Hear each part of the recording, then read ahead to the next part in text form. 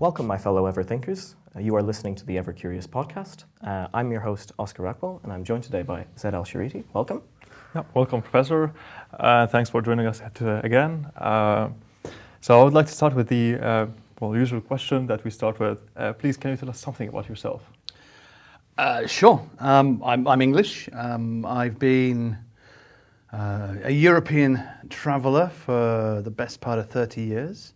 I started off doing physics at University of Oxford, decided that physics itself was a little bit, not done, but well regimented. And I came across a lovely course as part of my degree program there to look at biophysics, and thought this would be an interesting place to spend some time. And since then I have drifted and moved by design, luck and bad luck, until I find myself here at the University of Groningen.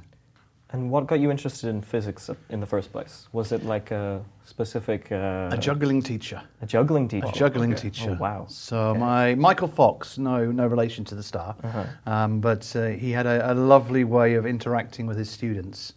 To stop us getting bored, he would do various things, including just breaking out some juggling balls and starting juggling. And this just made me think, okay, this kind of different attitude to your interaction with people is more fun. So I'm not saying negative things about them, but the chemistry teachers, the biology teachers were a little more staid. There's the book, there's the work, here's the lesson plan.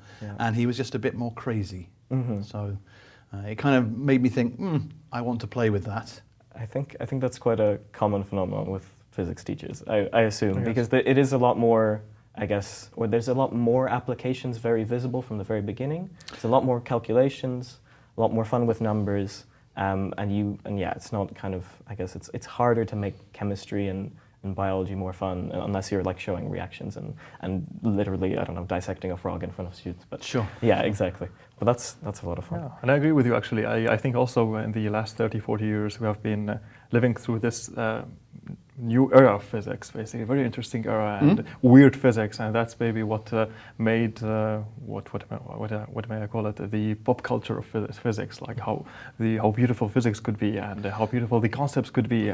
It's not just pouring mathematics on the paper, although it's not boring, but now many people would appreciate it until they understand the beautiful ideas behind it. I think that the physics as a subject has an essential problem because it is mathematics on paper. That's pretty much how you do it. But as a field, because you can't dissect frogs, because you can't do reactions so easily, maybe the teaching staff tried to find new and more varied ways to make it fun, to make it interesting. Yeah. So they were kind of triggered because of the subject matter. Okay, very good. And were you drawn by more problem-solving approach? And I like the math part of it, I have to say. So I've always been mathematically inclined, and I like this ability to describe the world around you on a piece of paper.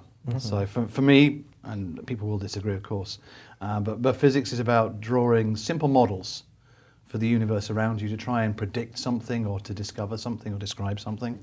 And then you test your simple model against the universe and see if you discovered something interesting behind it. Interesting. Yeah? Again, going back to Michael Fox, the line that stayed with me from my entire career was that if you give a student a task, give them an envelope and ask them to describe it on the back of the envelope. If they can't describe it on the back of the envelope, they don't understand it. Yeah. If they need 28 pages, okay, bravo, that's a great piece of work, but can you do it concisely? Can you build me a simple model? Exactly. That's what the Feynman approach or something. Yeah. You have to, if you have to study it very well until you could explain it in a very simple terms to someone who is not academic, who is not an expert in the field, and then you really have understood the matter, I guess. Absolutely. The more you boil it down to the core ideas and come up with a nice simple analogy or a nice simple diagram, well then I would argue perhaps that's not true, but it does aid your understanding, and it allows you to take an idea from one field and then maybe transfer it to another. Which is, I think, where an awful lot of the physics joy comes these days. Yeah, exactly. Do you think that this idea is a little bit overhyped or oversimplified? Because I don't know how you could, for example, do that for quantum physics or for something that's very mathematically rigorous. You can't, but the central concept should be understandable. So you should be able to define your experiments, design your ideas, and express that simply. When you start to dive into the math, 100%, that can get very tortuous and very mathematically intricate, and there's no way to put that on the envelope. But you don't want to define the entire proof or the derivation on the envelope. You just want to say, I think this might have an effect on that. That's kind of how I'll do it. These are the interplays. That's the reactions I'll look at. That's the output I'll look at. That's my voltages. That's my detector system. Let's see if it works. The data analysis can be then decades or years or weeks. Okay. Hopefully weeks nowadays with brimming technology, But back in the day, it definitely was decades. I'm wondering, you said in your introduction that you had a course that you followed in your master's degree, right, in physics, and it was specifically kind of more I guess, veering towards kind of biophysics and how to use it in a biological context. Can you explain kind of what that course really, I guess, sparked in you and why you kind of went down that direction? Cynicism and beauty. Okay. So the cynicism, it was the first time that they'd run the biophysics course at the University of Oxford. So me as a young student trying to get through my student career, I knew either they were going to fail everyone or they're going to pass everyone because it's their first iteration. Yeah. So either they kill it or everyone passes. Chances are everyone passes. So this seemed to be a very easy elective, essentially, to take. Okay. I had a couple of discussions or seen a few things in some, not internet as before then, but magazine journals and discussions with various people. And then it just struck me how powerful physics can be to describe biology. Because at that point, physics wasn't used so much. It wasn't at the very beginning of structural biology, but my PhD supervisor, for instance, said it's nice to have physicists entering the field because it's been a lot of chemistry, it's been a lot of biology, and the math behind it this is where development went over the next period. So he wanted to see physicists come in. Did mean I had a lot of problems absorbing the biology part of it. Okay. We'll come to that later. Okay. That's been problematic. Okay. But it is interesting that you said the way you thought about the course, because it's the first time it's introduced, it's either a big win or it's loss. It's just losing situation for everybody. Exactly, and if they'd failed everyone, then there would have been some kind of investigation and it would have come back round. So I looked at it and thought, this one will be easy. I won't need to stress on that one. I can put my efforts in other places. Exactly, and this will be fun. And I think me and Oscar were discussing last time that it's quite also courageous to go and do a PhD, because you did your PhD also in structural biology, a PhD in a new field, because it's either that you are new to the field and you will get big chances, or either it's not going to work out because the field is just still building up and there is not much opportunities after all. But it means there's more space. Yeah. So I think, again, because physics teaches you this idea of building up simple models to explain the world, I had this arrogance of youth that I went to it thinking, I get this. Yeah, this is the math in this field is not complicated. I will be able to do this. I'll be able to learn this and run this, and I'll pick the biology up as I go along because biology is easy, right? Exactly. Okay, it's not, but that was me then. So it's more a question of this is pretty. If I'm absolutely honest, I'd done 3 years as an undergraduate, and I wanted more time as a student. Okay. I was enjoying myself as a student, and I felt the freedom was quite nice. So I talked to Louise Johnson, who ran the course in Oxford, and she said, "Yeah, I've got a colleague, Tom." And I didn't realise at the time it's Professor Sir Tom Blundell. I was like, okay, wow, huge figure. It was just for Louise. It was just Tom. Just go and talk to Tom. And I went down to Tom, and he showed me what they were doing. I was like, okay, I like this. I don't know if I can do this. And he went, you'll be able to do this. Don't worry. We'll train you. You'll pick it up. But you will need to study this, and this, and this. Yeah. It's like, okay, fine. So you start and you go down a route. And then like every PhD trajectory, there are various points where you can evaluate yourself and then decide, am I going to continue? Yeah. Should I move off? Yes. Yeah, but I think 7 days into my PhD course, Tom sent me off on an 11-day trip to Japan. So, I was sold. That's it. I like this. This is good. Nice. So yeah, coaxing you in with Free travel. with a bit of free travel, a bit of new experiences. Yeah, well, lovely, and yeah, of course. So it was more of a, I guess, pursuit to kind of prolong the kind of student life, which I think all of us students can sort of relate to. We I think all will, at least maybe even consider a PhD, whether we truly think we will be able to find something or not, just because it is a fun kind of extension of, I guess, the freedom we have been granted to a certain degree here. Looking back on it, I think one of the nicest parts is you make that step from an undergraduate student where you're very much told what is the truth. Yeah. And this is then a jump into, okay, so you know the basics. We don't know what the truth is here. Yeah. You tell us. It becomes then a very intellectually stimulating experience to try to see if you can solve a problem. Yeah. I mean, I was lucky. The PhD I did, I published a paper in the first couple of months, so everything was going super, super easy and super well. There was never any real pressure on me. Wow. But I did have colleagues who had a very different experience. Yeah. So, Yeah. So it differs per person, but it's still very interesting. Yeah. And so I guess we'll move back to just general principles and kind of start with what is biophysics? How can we interpret it as just, I guess, a term in some kind of rudimentary, very basic kind of language? It's simple models. So I think all of the biophysical equipment we have in the lab is trying to utilize one physical phenomena. So whether it's fluorescence changes, absorption changes, changes in weight, whatever, a simple physical process. And then you attach it to systems where you can not ask questions of physical instruments, but also physical systems, but biological systems. So it becomes exactly the same issue, but we're using in a biological setting. That does mean it's noisier. Okay. So I would say, compared to the physics experiments I did, where you have an optics bench, you have a laser setup, you can nail everything down, and you can exclude every single variable except for the one you want to study. You can't do that in biology. Biology has this horrible habit of going, I'll do something different just to annoy you. So, physics has a very reductionist approach, of course, and biology, on the contrary, has a very holistic approach, right? How do you reconcile between these two fields you simplify as much as you can. So you try and bring it down to the basics. You accept that you're never going to get a perfectly clean signal, but as long as you can get some kind of signal you can follow, it then becomes an issue of setting up your controls correctly, and so there are then more intricate controls and things to learn about biological systems that you hadn't perhaps considered. But very simply, in biochemistry is chemistry in a cell system, in a biological system. Biophysics is just the physics in a biosystem. So it's called physics still in my head.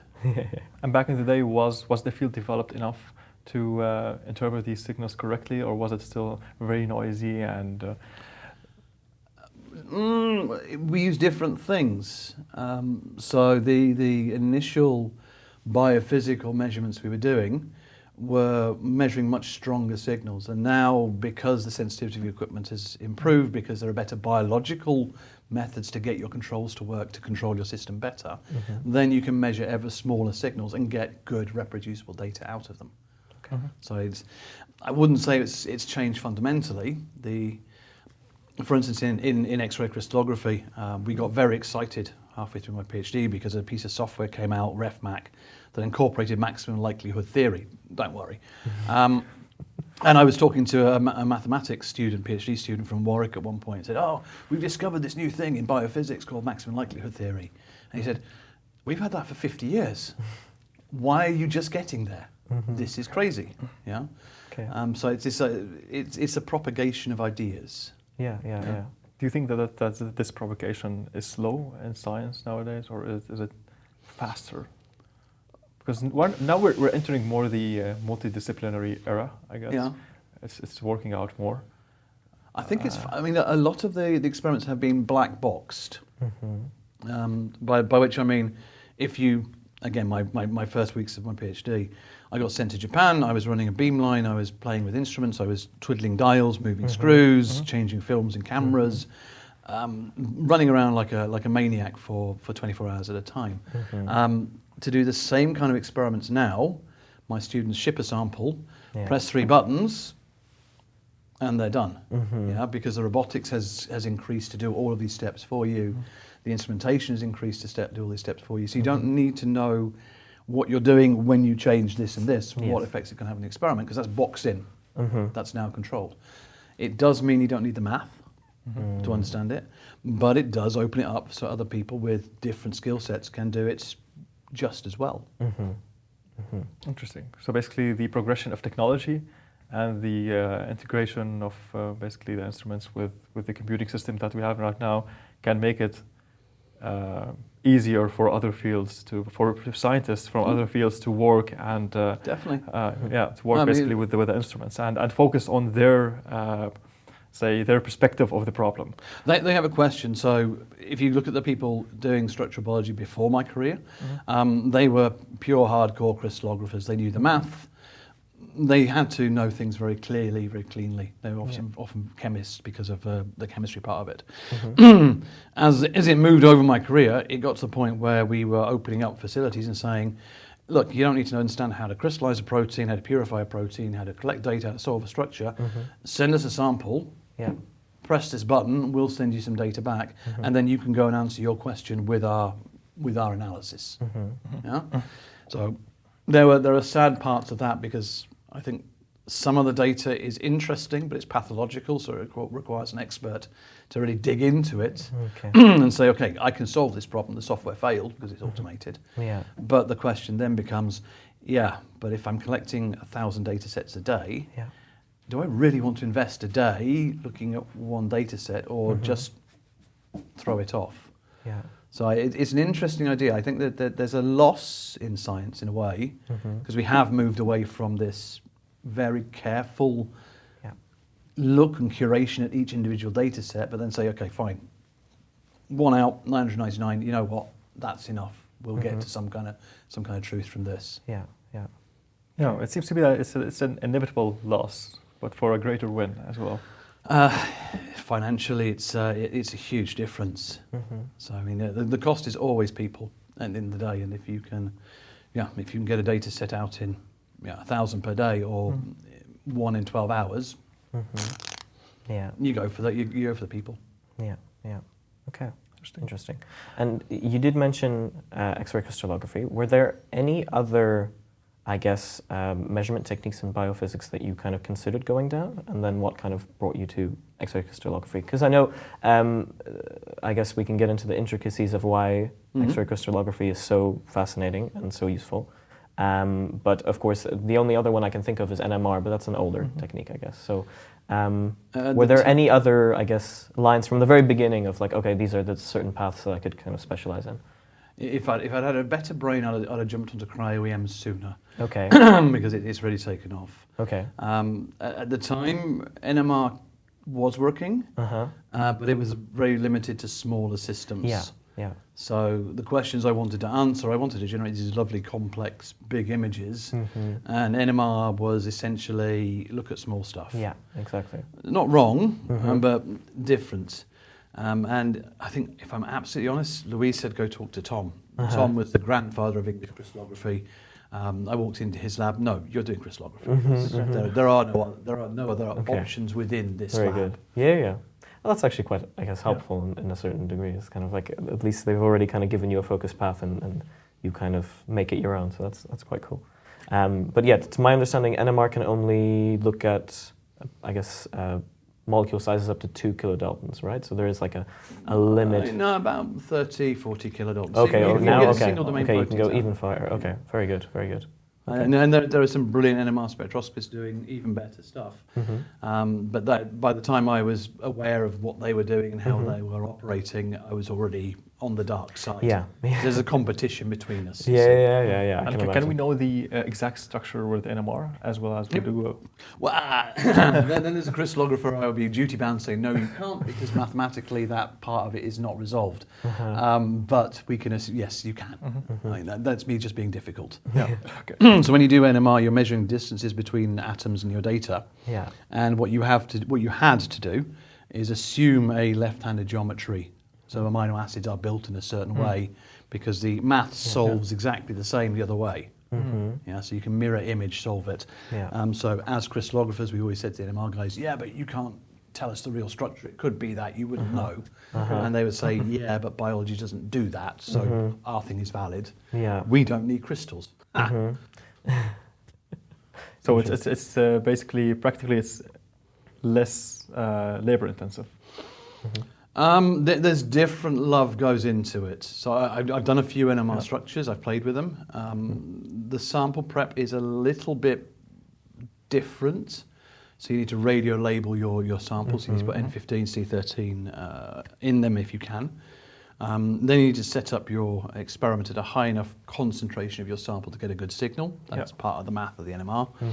And if your sample's not stable at that concentration, you've got to tweak this.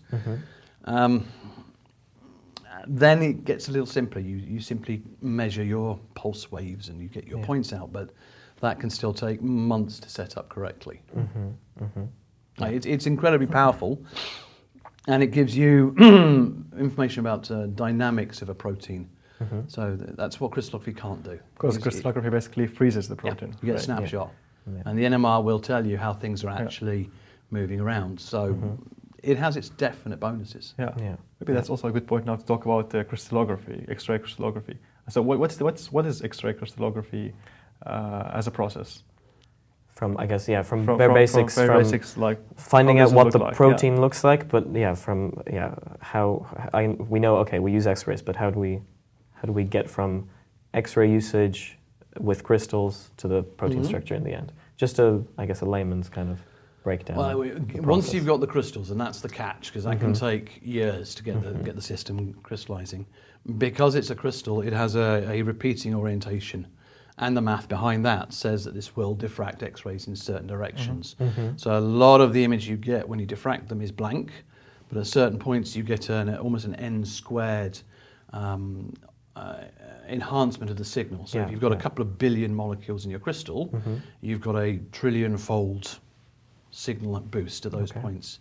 And you'll have all of these diffraction maxima.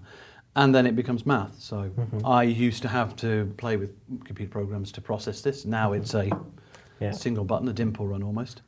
And you run essentially a Fourier transform at it. When I started, it was a little harder because we didn't have the models we have now. So if you look at the PDB, which is a universal repository for protein structures, NMR, EM, cryo, NMR, cryo, and X-ray. There's 200,000, 220,000 structures now. So it's gone past that critical point, I think, where we know enough about structures to say, well, that's how the university looks on a protein level. So I can use the data in there to solve my X-ray structures. A few years ago, when I was doing my stuff, we didn't have the same size database. So we had to do other things and other tricks to try and persuade phases to be able to measure, to be able to reconstruct this. And then the beautiful part starts for me, which is you end up with a three-dimensional map of where the electrons are in your system. And you have to go through and, as an individual, subjectively interpret this into where the atoms are for each part of your protein. And then we go into a refinement loop of minimizing that against the data, look at it again, change some things, go around that circle until we get to a point where we say, okay, fine, this is a good How do you want the final verification that this is basically the protein that, or this is the structure that this when your protein ears start has? Bleeding? No, it's still to an extent it's a polemic. So the later into the refinements, you'll be doing things like adding in single water molecules at a certain point, do a cycle of reanalysis, and you'll see the density has disappeared for the water, so you'll take it out. But a water molecule needs to go in there. So you put the water molecule in there, do another one. That one's gone, this one's come back. So there's a couple of statistical tools essentially that say, you know what, your model's good, it's not perfect, it never will be perfect because it's a model. But you're not actually actively improving it. Stop there and just make sure you put a label on it and ensure that downstream scientists can get back to your data. So if tools develop in the future, they can get my data. And so the PDB has the data associated with every structure. If you feel insane, you can go away and resolve all those structures yourself with a better algorithm, maybe. Yeah. Okay, very good. So so it is all using mathematical models to kind of get a rough, pretty accurate structure of what I would say it's still the best we can do. Yes, exactly. Okay, very good. And what is the basically the Achilles heel of this technique? What makes it a little bit imperfect? So every crystal, as I said, is built out of a lot of versions of the same protein. And because it's a crystal and diffracts, we can say, well, then they are similar. Okay, the more similar they are, the better it will diffract, the further out it will go, and that means we have a better resolution, so we can see more details in the system. Yeah.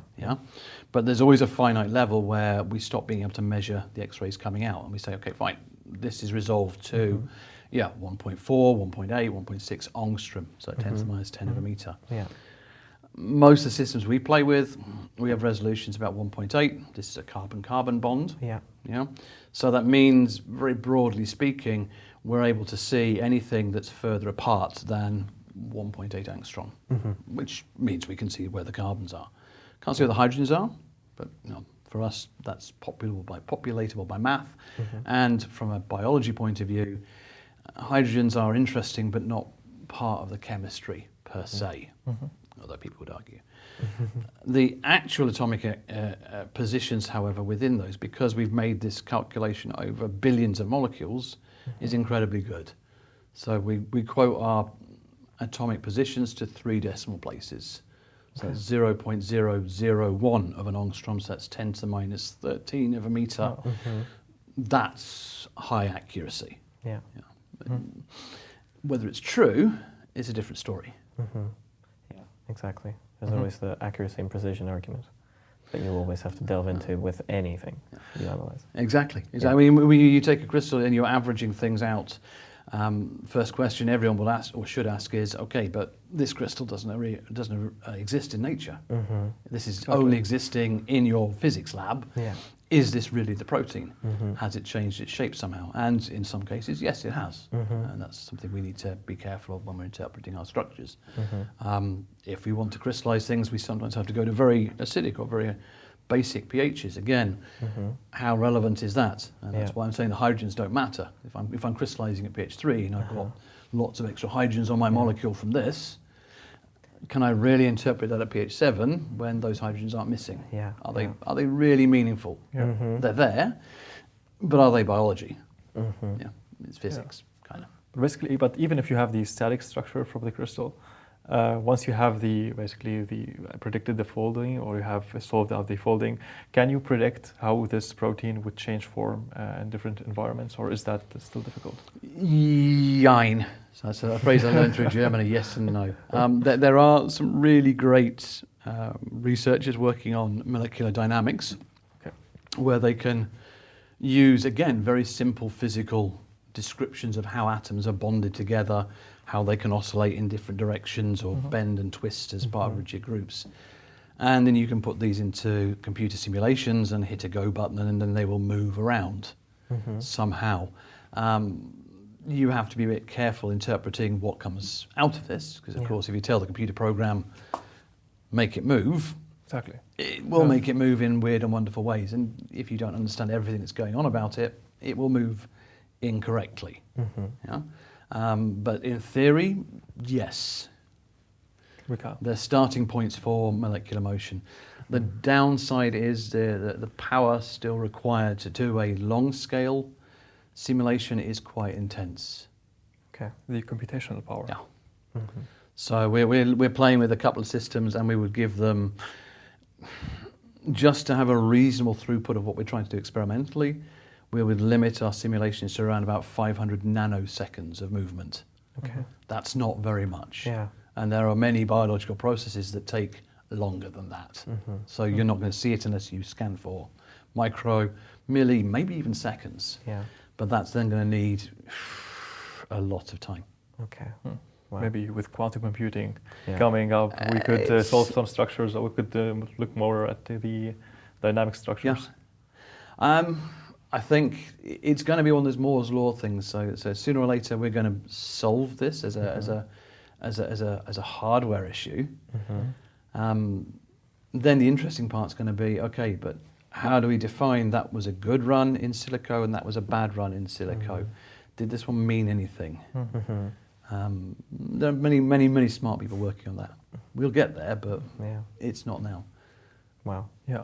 Very interesting. I had a student in Oxford, and he was very firm that he was a bachelor student I was supervising, and he was very clear that he wants to do a PhD to develop a computational model of the entire cell. So he wanted a model at the atomic resolution of the entire cell. And I think it's definitely what we want, but that's a lot of computing power needed to do that. That's a lot. Because we still don't understand all the interactions that take place in a cell. So making a model of that on basis of basically, because you need to feed the computer some kind of information. And if you don't have enough information, there's still a black box for us. How can you predict the cell? You can't predict it correctly. Well, I mean, I got involved in an online argument at one point a couple of weeks ago, and it forced me to have a look through things. And I then stumbled across Craig Ventnor's paper from 2010. So he had designed a minimal cell. So there's at least a good start point from his work to say these are the components you need to make a minimally viable cell, and he put them in there, so we know what's in there. So in theory, we could probably populate that with atoms. And then we could hit go and see how things move around. But if you bear in mind that I think his cells were needing like a couple of days to proliferate. So we're going from 500 nanoseconds to 48 hours to go through a cell division cycle. Even with his brilliant work and the code we have, that's not going to happen in my lifetime, I think. We will see. We will see. Indeed, we shall. So you still don't see computational approaches as a, what do you call that? Close, at least in the couple of 20, 30 years, as a promising solution, as it is now, because we have the AI and the rise of AI and everything that's happening with AI. There's definitely going to be contributions, but I'm now so old. I am very worried about anything that is now hot and sold as a panacea, a solution to everything, because I've been around long enough to see that panaceas don't exist. There's definitely applications, and I'm sure AI can provide us with some useful insights. Whether it's going to be the end point of our development in biology, I kind of hope not. I think there's going to be more to learn, even if AI chews out and says, okay, no, I can simulate this. I honestly, I think your comments on quantum computing are probably where this needs to go. So we need to move into that area to be able to generate enough computing power to actually solve these kinds of problems. But I don't know where we are on those. Do we still run into problems regarding the computational power in solving a specific protein or structure of protein? That's now reduced sufficiently that a laptop will do it in a couple of minutes. Okay. So there's no protein that we cannot solve? It is sample generated. So if it'll give you an NMR signal, you can solve it. Sooner or later. Some may be more pathological, may need a bit more love, but you'll be able to do it. If it gives you diffraction data, yes, you can solve it. If it doesn't give you crystals, you might want to reach for a cryo-EM instead. And there it also comes back to what's the sample. So all of these techniques, they're all measuring one overall structure out of thousands, hundreds of thousands, millions of individual measurements. So it's this grand ensemble concept of saying they are all the same, therefore I can average them all, which works until your system isn't all the same. And then it gets more complex. And sometimes your interesting one is the one that didn't behave like all of the others. So it's just backing up the data to have as many replicates as possible. But as long as there's one that doesn't fit, there'll always be a bit of doubt in how something may look. Okay, very interesting. I think that was a lovely break we had. And we want to resume with, talk about X-ray crystallography again. However, I guess, contextualize it with drug discovery at this stage now. So we want to, I guess, and also the fact that you are now at this university, we are pharmacy students, so we also learned about what you research from a kind of pharmaceutical angle. We want to see, or we would like to talk about, structure-based drug design. Okay. What is that, and how does X-ray crystallography kind of help us achieve that? It's invaluable. So this whole process of designing a drug, it's always going to be a molecule that interacts with a target. Most often a protein target. Some DNA targets, occasionally other things, but by and large proteins. Mm-hmm. And if you want to interact with something, with a chemical is built of atoms. So you need to have a technique that allows you to look at that kind of length scales to see how those interactions can be optimized, improved, made more selective, built. So structure-based drug discovery is something that's been integrated in many ways into major pharmaceutical companies for a long time. Yeah, I've got a contemporary who did his PhD and went straight into healthcare in Germany as a structural biologist, and he's with Bayer for ever since, running a structure-based drug design unit for Bayer. Very good. And is this structure-based drug design applicable to all human diseases or all drug discoveries that we basically... I'm going to reach for a yain again. Okay. The optimal case is you want one drug hitting one target. Yeah, there are going to be other things. So to kind of briefly go into malaria, there are artemisinin-based therapies for malaria, and they're known to hit multiple targets, and that's okay. That works. Yeah, it's known to work. It's, however, from the perspective of a drug company, very difficult to optimize one compound or set of compounds against a whole bunch of different targets. The physics you have to do is now much more complex. If you can optimize it against that one target, your job is a little easier. Yeah. Not hugely, but it's a little easier. So by and large, they're looking for magic bullet moments. That protein is driving this disease. And that's not true.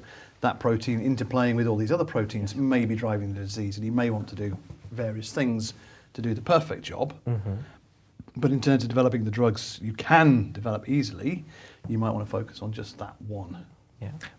But isn't it also better to target one protein, because that means also less side effects, also more predictable side effects, I guess? Predictable side effects is a difficult one. The joy about going for one target, as you said, is you can exquisitely design the molecules you're trying to make to fit perfectly. The trouble is that there's this wonderful concept of no side effects, but it doesn't happen. As you said, the magic bullet concept. It's a panacea. So any drug that you take has got to get through your gut into your bloodstream, most cases, and then be transported. It's going to meet all parts of you in its time in your body. Just because it's not a perfect fit for that protein doesn't mean it won't interact with it somehow and maybe modulate its effect. So even if it's perfectly built for its target, you can't say it won't touch anything else as it goes around. And the second problem is, if you have a stupid example, let's say you have 20 proteins in your body that are driving your cancer. Yeah? The total population is only 20 proteins. And you give a drug that has 40 molecules. Well, okay, perfect. Those 20 molecules are switched off. What are those other 20 molecules doing? They're going to do something. And they're going to choose the next best target. So no side effects, acceptable side effects, somewhere in that balance. I think that's also the idea of personalized medicine, is to reduce the probability of these side effects and the severity of these side effects. But it was never to basically to have no side effects at all, because that's just not achievable, I guess. Also on a population level, where you have like a lot of variability and a lot of genetic phenotypes. We would be, so if we're under treatment for the same disease, we would be given the same pill. I suspect my body mass is slightly larger than yours, so we were going to have different reactions to exactly the same pill. It's personalised medicine in a way. It's a challenging field. I would like to I mean, the success stories we've had over the decades have been because we've been able to make really tight, highly potent, very good matches to protein targets, which means we tend to get much more on-target effects and then lower off-target effects because of this exquisite match. If we don't have that exquisite match, then you have to essentially ask the patient group, what kind of side effects are you willing to tolerate? Yeah, so for some diseases, hair loss is maybe not a big problem, or weight gain or other things, but that's potentially for the, shall we say, the nastier diseases. Of course. Yeah, of course. And you, after your PhD, you did a postdoc in Oxford as well, I assume? Went back, Yeah. So you went back. It was this still with the Institute of Food Research, or was that just the PhD? No, that's the second LMB. So there's two LMBs in the UK, Laboratory of Molecular Biophysics. There's the famous one in Cambridge and the better one in Oxford. Okay, very good. Of course, the Cambridge-Oxford rivalry is always going to be strong. Yeah, that's going to give you some problems. Yeah. But yeah, so you went on to this postdoc, and what then transitioned you to move to the European Molecular Biology Laboratory? Experience, money, next step in career. Okay. So in Oxford was great. David Barford, who I worked for, he was in the process of moving down to London to go to the Institute for Cancer Research, and he was very keen for me to follow him. I felt I was at that age where, I want to go and do a bit more exploring. So at that point it had been Oxford, London, Oxford, and then back to London again felt like, okay, everything's now set. I'm going to be in this place for the remainder of my career. And there was an opportunity to go down to Heidelberg, which I'd never heard of, but I did know EMBL as a lab. And I applied, got a job, landed with a backpack at Frankfurt Airport, got driven to a place where I ended up working for 3-4 years. My intention was maybe 6 months, but I enjoyed it. It's nice. Okay, and you were working on the beamlines, and just maybe paint a picture of what, I guess, this complex looked like, and just, I guess, the scale of it, because I assume it was a very, very large, just generally speaking, kind of operation. Someone say. So the Heidelberg EMBL, I did some postdoc years there, and after that, that's when I moved to Hamburg for the beamlines. Okay, very good. That was Hamburg has the photons and Grenoble, but Heidelberg doesn't. The experience at Hamburg was just amazing, because it really felt like going back to my physics roots in a way, because it's an old particle accelerator ring. Yeah. So they've got actual positrons, so antimatter circulating at an appreciable speed, a fraction of the speed of light, and you're kind of just outside this machine. And because of what those things do in the magnets, it generates a lot of X-rays. So I'd moved essentially from let's say a classical research direction of PhD, postdoc, start your own group. And the beamline job was then saying, well, this is a technology that's useful for all kinds of people. How do we ensure that they get the most money out of it? So the most value out of the money, because it's an expensive machine to run. How can we ensure they get the best data possible? And how can we broaden it to the widest audience possible? Okay, very good. And so, you worked on a variety of different projects that kind of spanned different kind of biological, I guess, categories, but also, I guess, that were linked to different diseases. Could you kind of, I guess, paint a picture maybe of some of the most interesting ones, and what was it specifically that you kind of had to alter within this massive, I guess, beamline, creating all these, The beamline, I think contractually I was obligated for like 30% of my time to run support for visiting scientists. Okay. So that was then 30% of my time gone. I'm troubleshooting, rebuilding mirrors, refocusing bits, playing with detectors, making sure the beamline actually runs as required. The remaining 70% was then, okay, go and do your own research, go and find what excites you, and see what kind of things you'd like to do. And as I was running a beamline, I had my own beamline. So my research could become very much beamline focused. I think it's not unfair to say that most of the time when I had a sample to collect, I could find an hour that day, whereas most people will be looking for writing an application, waiting several months, preparing samples. So 3-4 weeks minimum, up to a couple of months before you can actually measure your data. And I just did not have that issue. Just wander down, go, okay, previous guys are finished. I'll just collect some data quickly. Very good. Bang. and that allowed me to be very promiscuous. Is the right word. So essentially I just reached out to the contacts I had and said, okay, so is there some interesting science we can do together that's based around doing protein structures? And some of them said, yes, let's have a look at this one. Okay. Very good.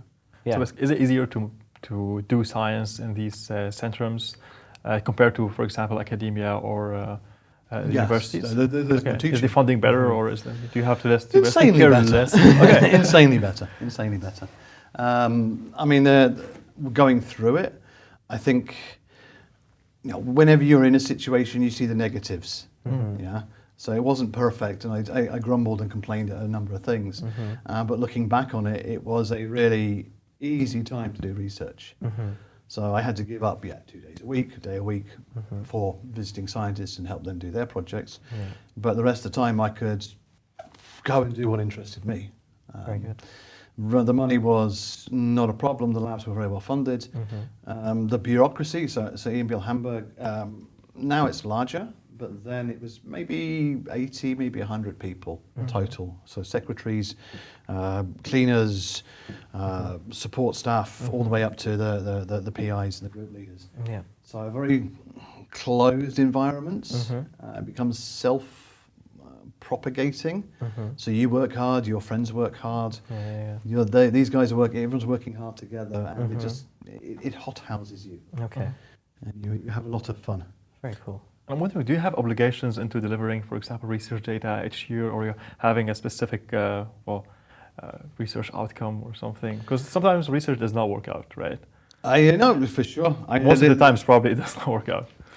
As a staff scientist at EMBL, I was evaluated every 3 years to see if my contract would be extended. And that evaluation was based on, okay, you've done the core part, which is looking after our visiting scientists, but that we expect you to do.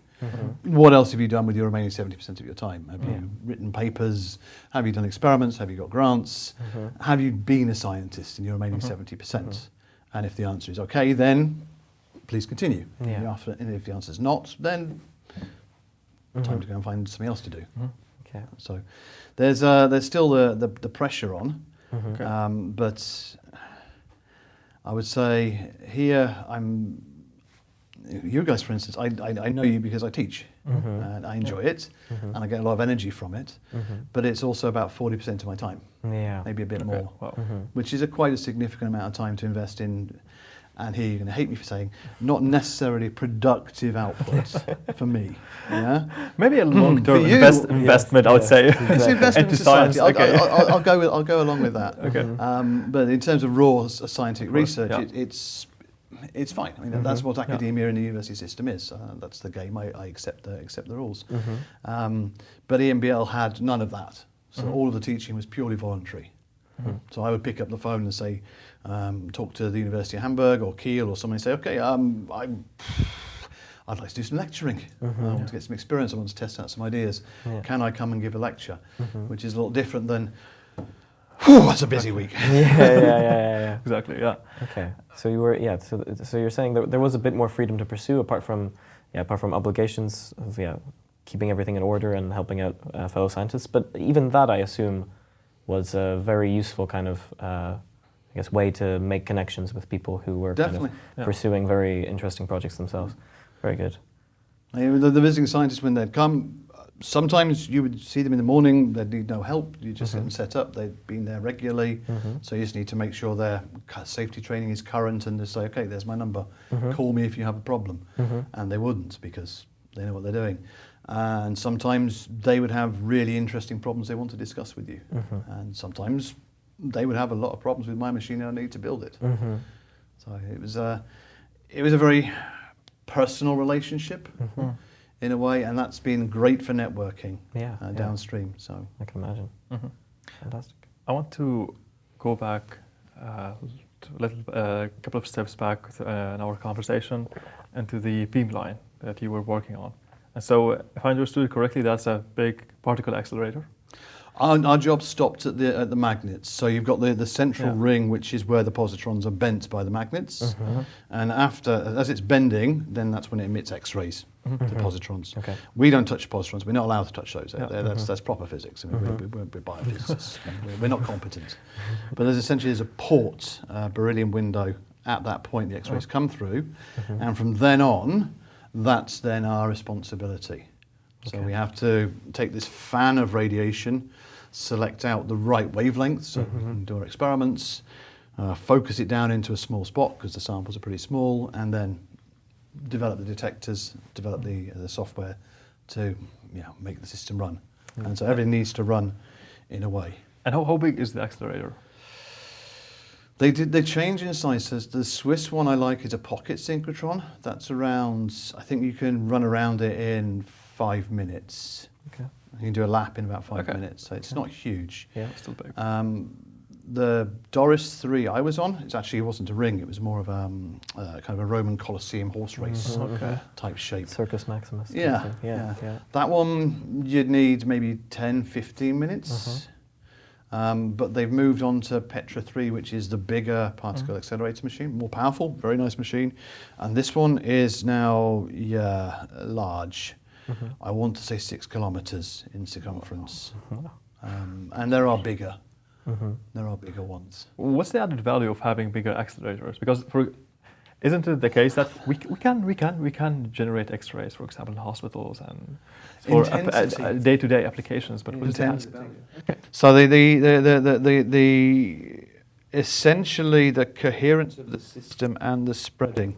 So the largest one, Petra 3 again, I think still is, because of the way the magnets are positioned and because it's such a large system, the radiation has a particular property. It's not very divergent. The fan so if you're spinning things in a small circle, the fan is very large. Yeah. If it's in a big circle, the fan is already quite narrow, which means when you focus it down, you can get more of it onto that. So I think it's probably not true, but Petra is amongst the most powerful machines in the world in terms of the X-rays put out. Yeah. Ask me if it's relevant because we throw away 90% of it because during experiments we tend to protect our sample. I don't know. Okay. Yeah. So it may be diminishing returns. It may be that the amount of work we're putting in is not equal to the amount of benefit that we're having. There's a mistake in that because the whole history of synchrotron usage at particle accelerators is parasitic. So EMBL actually started in Hamburg because some biophysicists or biologists said, we're using X-rays to look at stuff. There's X-rays coming off this. Maybe we can build a beamline and maybe, wow, it works really well. And the whole thing exploded.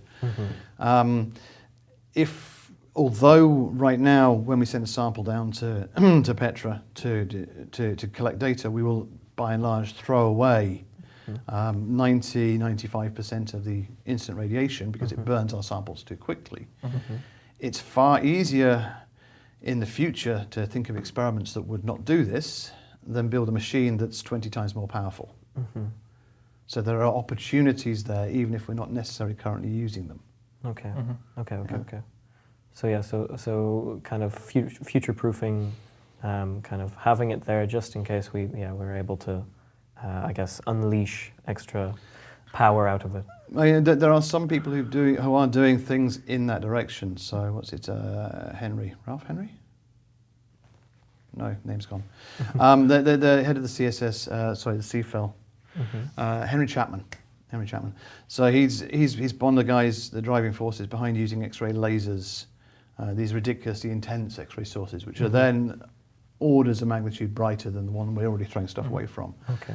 And the dream with that is, instead of needing trillions of molecules in a crystal to get a signal, you can use one molecule and get a signal off that one, but you need a much brighter source to be able to get the photons off it. And in that case, it's so incredibly strong, you'll destroy your sample in one shot. Exactly. But you've got your data from that one. Yeah. So you molecule. basically you destroy your sample, but you basically take the data before destroying your sample. Yeah. So you do it that fast. Mm-hmm. The pulse lengths on the XFEL are around about 10 femtoseconds, Okay. which is fast. Yeah. So that basically what it means is that you've turned your sample's absorbed all the radiation, and essentially all of the atoms in it have just achieved relativistic velocity. Okay. They've got so hot it's turned into a plasma. Yeah. But by the time they've started to move, even at relativistic speeds, they actually haven't moved enough for the signal coming out to shift very much. So by the time they've turned to plasma, you've already stopped your pulse. You stopped exposing it. In theory, you can outrun the damage, and then there is a good reason to have a source that powerful, because then you'll get more and more and more data out of it. Okay. Do you get more resolution, or what? Yeah. Okay. Essentially, the argument always becomes resolution. Yeah. So it's Okay, all interesting. the thing I'm trying to kind of draw a parallel to that between is like Heisenberg principle to a certain degree, that it is sort of like you shine the photon, you hit the electron, and sure you can't know its position or the direction which it's moving simultaneously. I assume is there, we don't really know, but is there something you would maybe lose in, like kind of in a Heisenberg principle fashion from... The math suggests not a problem, simply because your time scale that you're measuring over is so short. Yeah. That even the small variations that are available in Heisenberg or relativistic velocities of plasmas, simply these are effects that happen after you stop measuring. So your sample is gone, it's cooked, but before it's actually had a chance to fry, you've already finished your data collection. You've already got everything you need. Okay, very interesting. Oh, Wow. brilliant idea. It needs about 4 kilometres of laser, though. It's quite a fun system. Wow, fascinating. I think it's one of the machines they use for the Channel Tunnel. Okay. They actually use that to bore out 4 kilometres through the rock under Hamburg. Oh, wow. And put in accelerators. Okay. Phew. Okay, well, we'll see how that goes, but that's very interesting. There are engineering issues with it, but that's going to be an interesting place to keep an eye on. Okay, very good. Just wondering if there's going to be any, for example, paradigm shift in the future where you, as the case of for everything, you would minimize these accelerators and you have, for example, smaller accelerators. As the case, for example, with computers, you had huge computers, but then you had smaller computers with paradigm shifts that happened over the years. It's happening. Oh wow! Okay. But I think the quantum leap is not quite there. So when you're talking about now accelerators either in the ring system or on the 4 kilometer laser, essentially you're generating X-rays because you send an electron beam down between magnets, and the more powerful the magnets, the more their flight path will vary. Okay. And the sharper it varies, the more radiation you'll get out. So the bit that's not missing there, because it's not my field, so I don't really know if I should speak about it, but if there are better and stronger magnets, that will give you more and more and more power. Yeah? And that will let you have the whole thing a bit smaller. I think the catch is to move it from 4 kilometers to my back pocket is going to need quite a magnet. Or another approach. Maybe. New approaches are always to be seen. There's a general rule of thumb. Give your impossible tasks to the students because they don't know it's impossible. And they'll find a solution. I don't know how you move an electron in space without using a magnetic field. That for me, that comes down to the four forces of nature. True. So sooner or later, you're going to need to deviate its course. If you want to get science fiction-y, if we can install something above a quasar, then there's more X-rays there than we can use. But that's there's always ideas. Very good. I was thinking now, since you had, I guess, such a free and fruitful time at the EMBL in kind of Hamburg, what, I guess, brought you back into academia, and specifically, you did talk about your love for teaching, but you did also say that it was nice to have it kind of I assume kind of maybe on demand for your kind of, I guess, maybe something you were passionate about and you wanted to kind of lecture about it at that time. So what kind of caused this shift to very, I guess, structured? End of contract. Okay. So EMBL is built up as it's essentially built up to compete for brain drain with Harvard and MIT. Okay. Yeah. So you take a lot of very good scientists, you throw money at them. Yeah. You give them a nice working environment. Yeah. And then you develop them. They build up their European networks, and they stay in Europe and then propagate into European science. Yeah. Part of that is they don't teach. Uh-huh. Yeah. Okay. Yeah.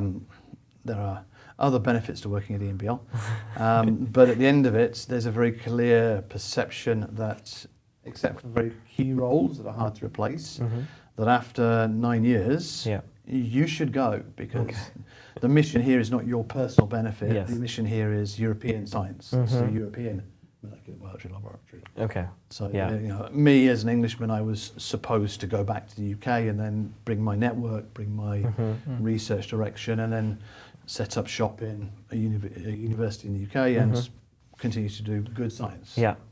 Okay. So that's kind of, I guess, the model, the motto of the institution as a whole, that it is, kind of incorporating and kind of expanding this network from this one central kind of origin of very skilled individuals. Okay, very interesting. And so why Groningen? Why? It was on my hit list. Hamburg is not far, so obviously the 9 years was approaching. My daughter was getting just about ready to be born, or in the first 6 months, depending on where you measure the start of a contract here. And so I was looking for opportunities that weren't too far from Northern Europe. Yeah. I felt at home in this area. My wife was also still under contract in Hamburg, so somehow less than 1,000 kilometres would be good, especially with a 6-month-year-old to worry about. Yeah. And I was really lucky. There was a medicinal chemist here who was exactly what I needed to turn the structures that I was doing into useful information, into drugs. Yeah. Because to that point, I'd essentially been providing plumbing diagrams of, well, this is the protein picture. Yeah.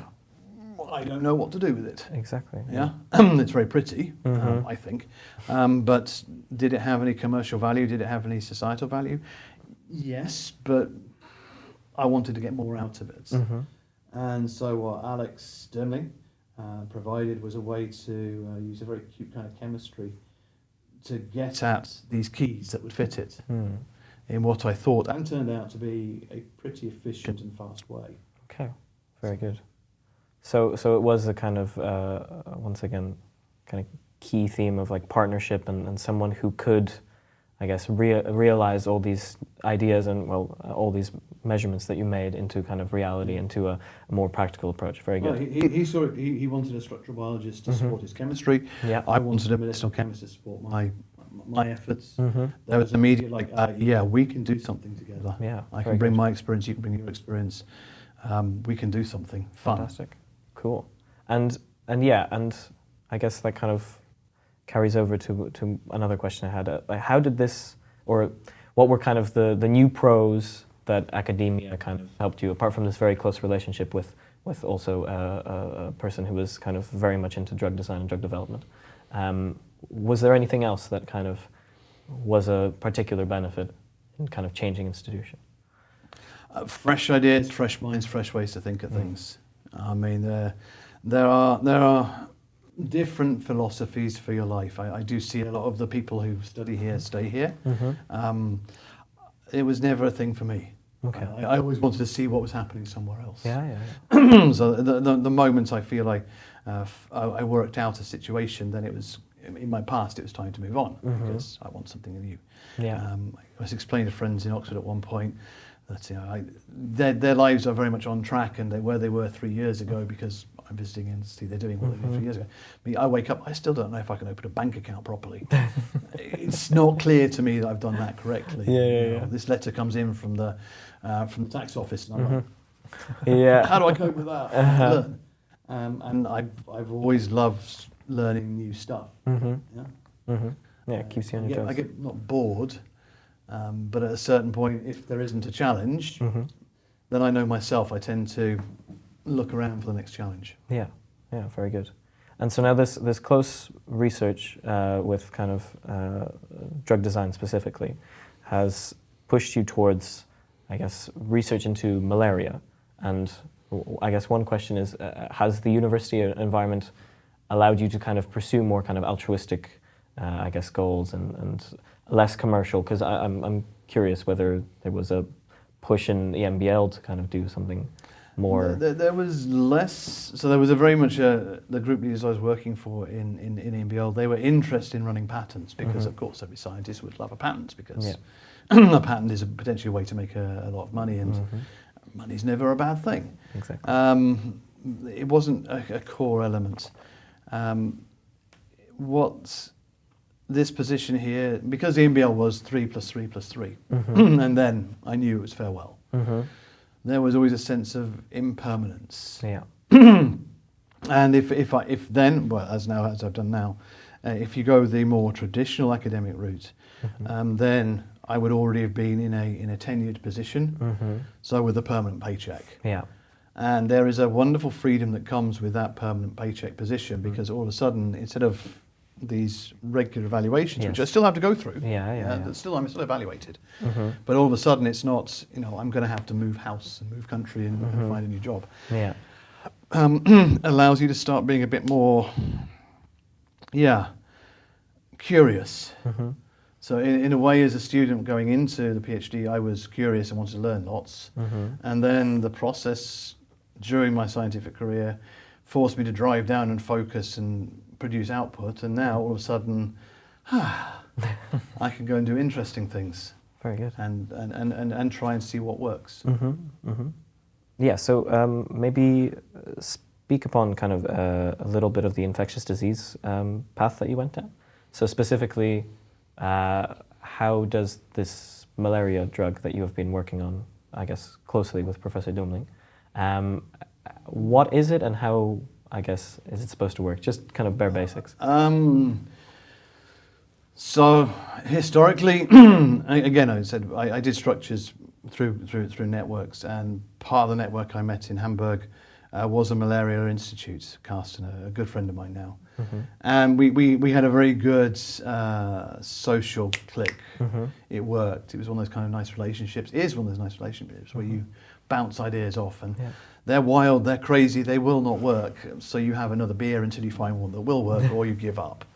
And we were working together for a number of years, and gently focusing in through the work we had done on how we could possibly use some of the key pathways that we knew were key, because they have to be key in the parasite, to see if we can develop something that will address malaria as a problem. Can we find ways to interfere with it? And it leads you down a route of drug discovery, which I essentially had started before we came here. The one we settled into, again, this is good luck, bad luck, and random movements. But we tried 3 or 4 targets within a particular pathway until we found one that actually started to give us some traction. So it would be disingenuous to say I chose ATC. No, we went through MDH, ASP80, DHODH, and then ATC. And then ATC started giving us something useful, something interesting. So those are nominally all enzymes that sit in the production of pyrimidines, which are an essential component of DNA RNA. So without those, you can't make fresh DNA. Exactly. Simply put, if you can't make fresh DNA, then the bug can't proliferate, and you've stopped it. Would be the concept. We went essentially on the quest. So this is done by Chow, who's just recently graduated. Because we had these crystals of the ATC that diffracted so nicely, we could do what's called a fragment screen. So we take all of the complexity of chemistry, so there's 10 to the 23 different molecules that are possible under Lipinski. This is something that Dominic may have taught you. I hope he's taught you. and finding the one out of those is choosing 1 in 10 to the 23. Forget about it. It's just not going to happen. Not on a meaningful level. But if you split the chemicals into their smaller elements, you'll find less potent molecules, but more rapidly you'll find somehow a molecule that binds. And if you know where structurally these fragments bind, then you just join them. Mm-hmm. And that's essentially what Tom Blundell had done in the UK after I finished my PhD. Okay. He started his company that he sold for €1 billion. So it works. Yeah. And he was definitely inspirational in saying, okay, not just me, but for the entire structural biology community, how can we use these structures to develop drugs in a rapid manner? Yeah. Once Chow had found the fragments, Alex and Bidong helped us to link them, and we went into a traditional refine, test, analyze, rebuild cycle to try and improve them to the point where they were potent enough that we were reasonably confident that have limited off-target effects. And lo and behold, yes, they do. So I mean, it gave us an anti-malarial. It's not customer ready, shall we say. He would still need a fair amount of basic development before even going into later stage trials. Yeah. But I think it's a good hit. Okay. And it works, it generates interest. Yeah. So is the fragment-based approach, is it more like you, if I understand it correctly, you generate a lot of fragments and a lot of molecules, and then you do kind of a natural selection for that and see which ones actually are the best? So what's the magnitude? What's the order? About 1,000. 1,000. Which is why it fits very nicely with collecting 1,000 data sets in a day. Okay. So Frank van Delft, who's now at Diamond, also an ex-student of Tom's. So Tom has fingers everywhere in his pie. He essentially has built a beamline where if you can send them 1,000 crystals, so you've got to grow 1,000 crystals, that's a job. Then there's some robotics behind to squirt on 1,000 different fragments. Automatically collect the data, automatically solve the structure, and then look through for the 30, 40, 50 fragments that have bound. Okay. And then you've got a model and says, okay, well, I see this bit, this bit, and this bit. I'll just make a molecule that puts all those three together. Yeah. Boom, you have your first step. Okay. Where do these fragments come from? Is it the same parent compound? Is it different parent compounds? They're supposed to represent chemical diversity. So it depends who you buy from. There are a number of companies that sell fragment libraries, and there are EU initiatives to build up fragment libraries. So there's still a big debate in the field as to, yours is a nice fragment library, but it doesn't have drug-like properties, so it's no good. Yours is a nice fragment library, but it's not very soluble, so it's no good. Yours is not, so the jury's out to an extent. But the idea is more or less have a look at drugs that work, or molecules that do interact. How would you describe those in smaller pieces? So if you imagine a DNA molecule, can you nip off the pyrimidine purine? Can you nip off the phosphates, the sugar base? Can we describe it in these three things? Well, yes, we can. Those are then fragments. The phosphates would be too charged, from my point of view, to be usable in a drug discovery project. Too much. The sugars, okay, we can maybe work with that. And the pyrimidines, purines, well, okay, again, maybe a bit too charged. But if you can look at other successful pharmaceuticals, you can very rapidly build up a library. There's an ex-colleague of mine, another in Biella, Manfred Weiss, he's at Bessie, and he's brought down his library from 1,000 down to 96. And if you listen to his presentations, 96 is enough to cover all of chemical space. Okay. From those 96, you can build up 10 to 23 molecules. He's wrong for math, but he's also right. He can cover a good amount of it in a very efficient way. Okay. So you basically use different fragments, and you it's a dice game. Integrate them together in one molecule, and then you see that it's the best molecule because it has the all the different functional fragments that can. So we will predict if that fragment here, that fragment there, that fragment there. So all three can, in theory, bind at the same time. So you get a synergistic effect by having all three at the same time. And then all of a sudden you're in the area of a drug-like molecule. It's not a drug, but it's something drug-like at that point. Interesting. And because that reminds me of one of the Nobel Prize winners that has won a Nobel Prize in 2016-17, and she was I think working in MIT on therapeutic proteins, and then she induced mutations across a whole batch of proteins, and she selected the proteins that are basically functional. So is it kind of the same approach? Or Yeah. basically starting from We start we so call that bottom-up approach. Yeah. No, definitely. The math is very similar when you boil it down. So what Frank van Delft or Manfred does is essentially assume in your 1,000 or 96 crystals that most of them will do nothing. So this will give us a very good background signal to compare things to.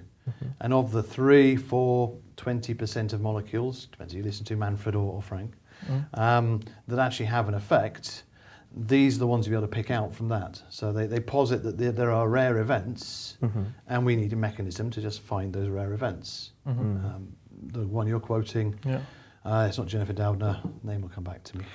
Yeah, I forgot the name as well. Yeah. It should be in there. But essentially it's saying, okay, we'll let the system choose for us. Yeah. So we can either let evolution choose or just through chemistry at it and say what kind of things are working. And let's characterize those.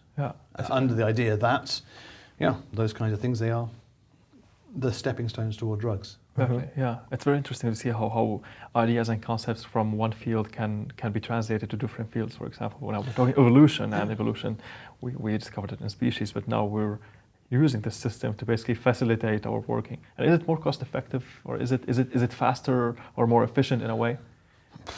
I would say it is definitely faster. Cost effective, hard to say.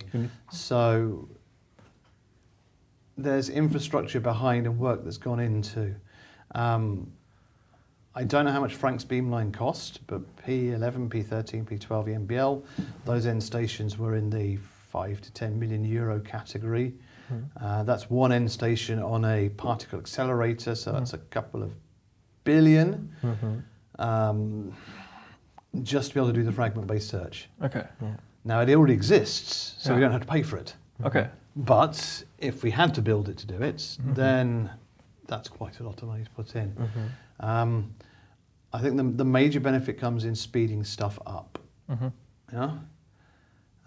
Whether that's going to be as cheap to bring it kind of full circle, there are companies that are now doing drug discovery in silico, completely in silico. Yeah. Grounds up to in silico, everything. Everything in silico. So you give them a target structure, and they run a genetic algorithm. And I don't know, I'm not working for them, but essentially they'll come out with a list of compounds that they predict would bind, and their hit rate. So again, I'm shooting here, so I don't work there, but what I imagine is they'll have 20 or 30 molecules that they predict would have a good affinity. They'll synthesize those 20 or 30, and they'll find that 3 of them indeed do have a good affinity from in silico work. Doesn't work for everything, but it's a lot cheaper than doing it experimentally. That might actually turn out to be an even cheaper way to get at it. Probably a good filter for investing our money. We know that we're investing money in these 3 or 4 molecules that are possibly or potentially promising. It all requires the structures. So you still need that aspect of understanding how the biology is working down at the atomic level. And if your starting models aren't great, then the molecules you pull out will be trash. And if it turns out they're good, then your molecules have a better chance. And you don't need to be very successful. So one hit, as it were, if you manage to bring it to market, is €1 billion in sales each year. So of your 10, get 2 of those to work, you're fine as a company. Cool. And in academia, when we get that one hit that is very promising,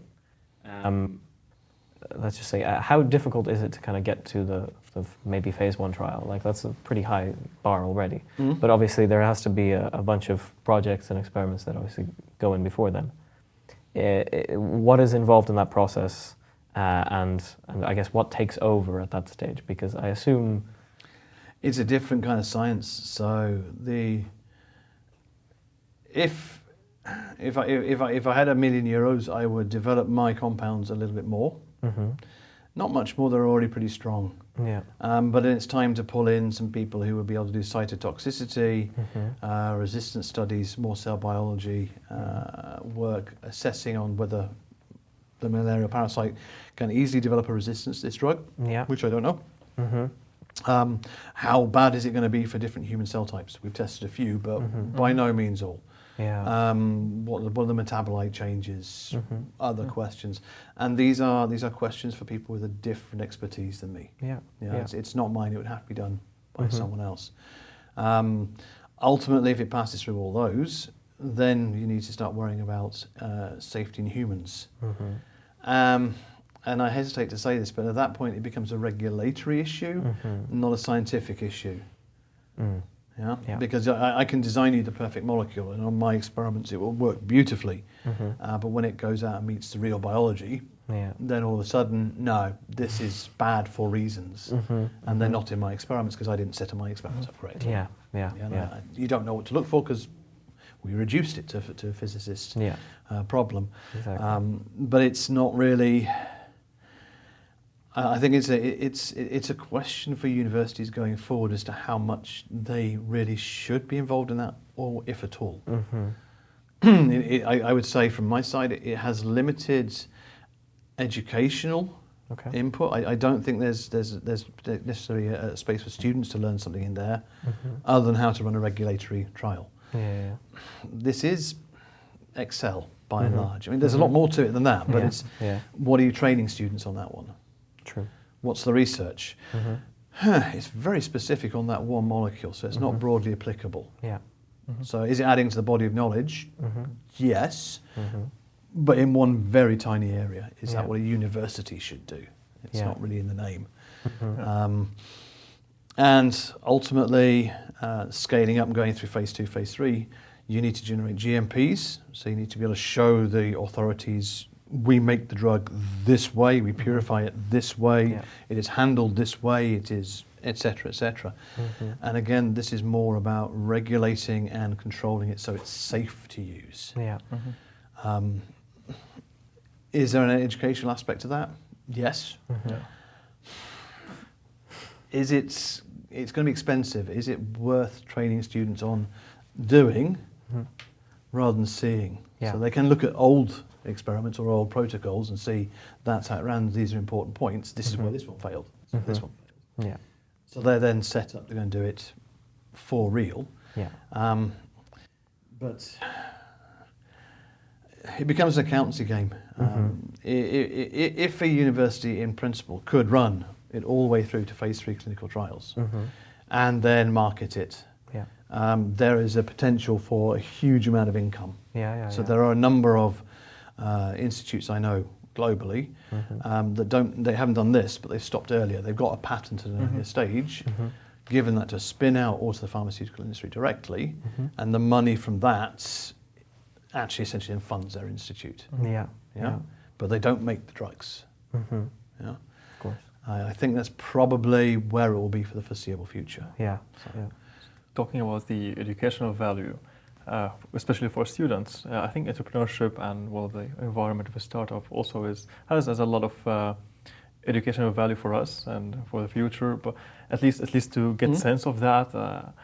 But how strong is the entrepreneurship environment in the university? Because that also could close the gap between what you said, the basic science or what you're interested in, how the proteins react with the molecules, and the more regulatory and applied science and clinical science approach. How strong is that and feasible for us and for all the? It's actually it's quite not quite straightforward. It's quite easy. It is there. The first thing you have to do is decide that's the direction you want to go. So the university and the MCG, they have a lot of patents they're essentially sitting on because they patented the discoveries of their scientists. They're not currently being used commercially, so they are in a drawer, not gathering dust. That's the wrong way to describe them, but they're not being used. So there is a regular event run by the university, as part of the university. Your neighbour's just around the corner. And they host students who come in who say, okay, I want to become an entrepreneur and I want to learn by doing. And I think for these kinds of things, yes, you learn by doing. You don't. It's good to have the background, but there is nothing that teaches like failure. I mean, go and pitch it to somebody and have them say no because, but it's whoever's got the money now giving their answer. This will change in 20 years.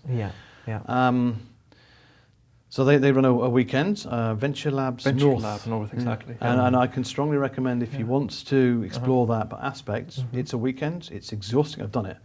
It's exhausting, it's a huge amount of fun. Okay. And yeah, you'll see if it's something for you. Was it the health weekend that you have done? Was something health weekend? So that was the Venture Lab North we did for the startup we've got going. Okay. So that's now funded. So in terms of experience, it's been a huge year to get that off the ground, and I've kept learning stuff.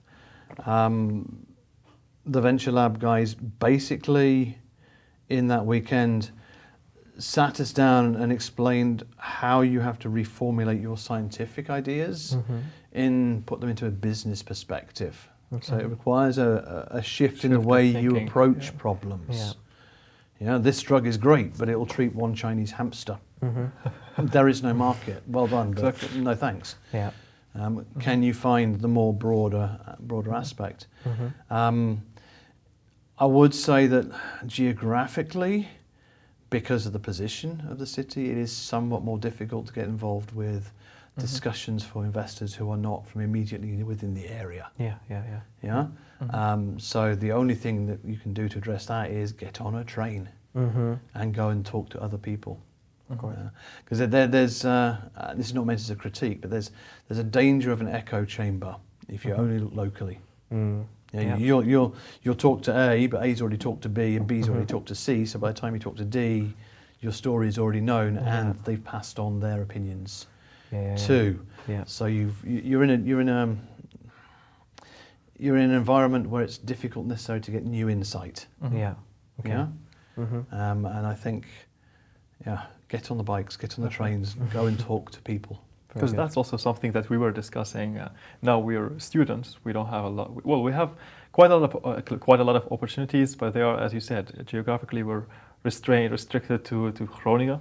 So we were wondering what is your advice to us and also to everybody who's watching, maybe to grow their networks and know more people. Talk to people and travel. Talk to people and travel. Again, it's very useful to hook into your local network if you can. So it's definitely not going to be a bad move, but don't do that at the expense of your broader national and international networks. So, for instance, completely randomly, we were in Thailand during the COVID lockdown. Very few other customers on the dive boat we were on, but it turned out one of the other family, he was the CFO, Chief Financial Officer for the EU, and she was a professor in genetics at some American university, I forget what. And I mean, just randomly sat and talked and okay, we need to stay in touch. And a few things like this, they only come from going out there and talking to people. Wow, very cool. So there you go. Very easy, I guess, advice. Just go out and talk to everybody and see. Participate in activities. And, exactly. As you mentioned, venture labs and other activities could also provide network and. The world. I suspect we're drawing slightly to a close, but the world's not going to beat a path to your door to hear your idea. You've got to take it out there, whether it's academic or you're writing a great book, and that comes down to. You've just got to believe in what you do, have the confidence in what you have created and say, okay, I see a potential in this. Get the feedback. If the feedback's all negative, maybe reconsider. But sometimes the feedback will help you see, okay, move it in a different direction. But take it out. Get that feedback from your neighbours, from the people in Amsterdam, from Berlin, from Bangkok, from wherever you can. I mean, if you think it's a good idea, there's probably something there. Exactly. Perfect. Yeah. And talking about good ideas, I always like to ask this question. What is the $1 million question in structural biology or in this field that one can pursue or future students with aspiration can dedicate their career for? If we move towards a really accurate mathematical modelling of the cell, then stuff gets very interesting in terms of building new drugs, because we'll be at the point where, now structural computational biology can test things in silico and get around unforeseen effects potentially. Specifically, I would urge students to go more cryo-EM than X-ray because you don't need sample prep. It's doing a great job. It's the future. It does big proteins. Okay. It's not great for drug discovery yet, but it will be eventually.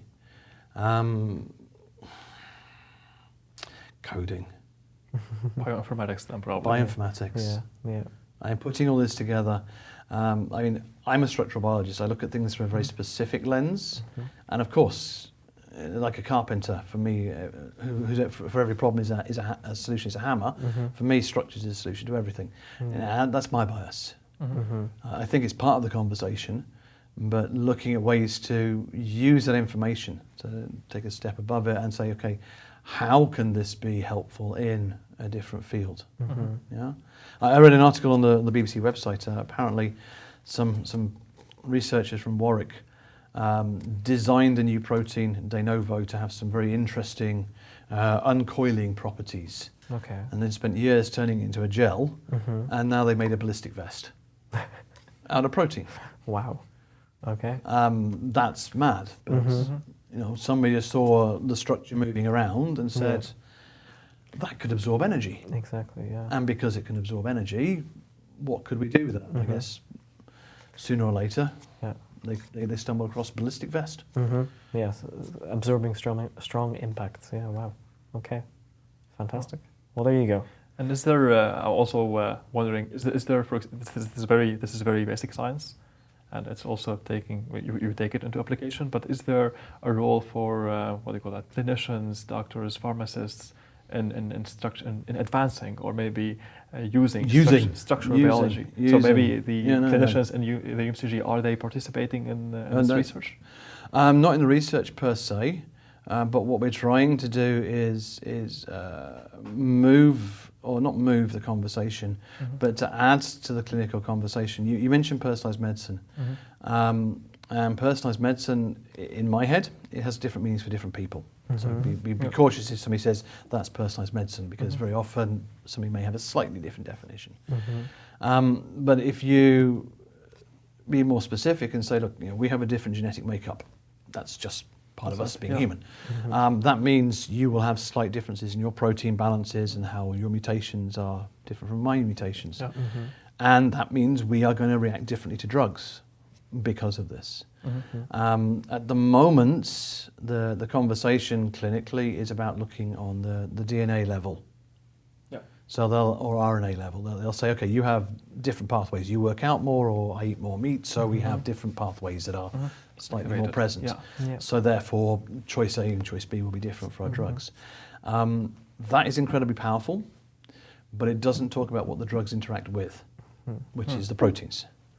So I think that needs to be added to the conversation. And we are doing that here with the clinicians here to say, well, this is a key consideration when it comes to treating patients for lung cancer in our case. What kind of mutations mean what kind of drugs? And it's time for that conversation. And so what is the input of the clinicians in this case? So twofold.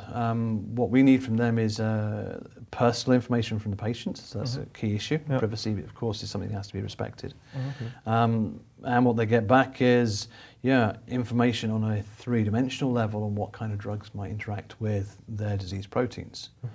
So it's not going to be a yes/no answer. What I want to give them back is an appreciation of how this might affect the drug world. So does the drug interact differently with proteins in different individuals? If they have different mutations, yes. Okay. Yeah. But I was wondering, should that be established already? Because now you should know how your drug reacts with the protein. Or is it not? It is, but do bear in mind that one of the things that tumours do when you treat them is they evolve. So they mutate. And that means you can end up with a new protein with a new surface that nobody's seen before. So that at that point, the clinician is very often sometimes stuck going, okay, they're presenting with this set of three mutations. I don't know how it's going to affect the protein. And if they talk about the DNA and the RNA level, they're not talking, from my point of view, about where that mutation is actually having the impact, which is on the protein level. And does that directly translate to clinically relevant information? Can do. Can do. Again, panaceas should not be on the table. Exactly, yeah. Because there are always going to be unforeseen effects. This is again the physicist reductionist that's focusing on just one protein in the patient and give you all of the news about that protein. And maybe there are other things going on. So it's not going to be 100% ever, but it does provide another way to discuss patients and another way to pick up things. Interesting, very interesting. So the moral of this episode, don't believe in panaceas, bottom line. I guess so. Panaceas no point. don't exist. If they're selling them to you, don't buy one. Exactly. Perfect. Well, I guess that's the perfect time probably to close up. Yeah. Well, thank you, Professor. Thank you very much for joining us. Thank you. We've had, I think, quite a lot of knowledge now about structural biology, and although it's very complex. And yes, and thank you so much for listening, and we'll see you next time.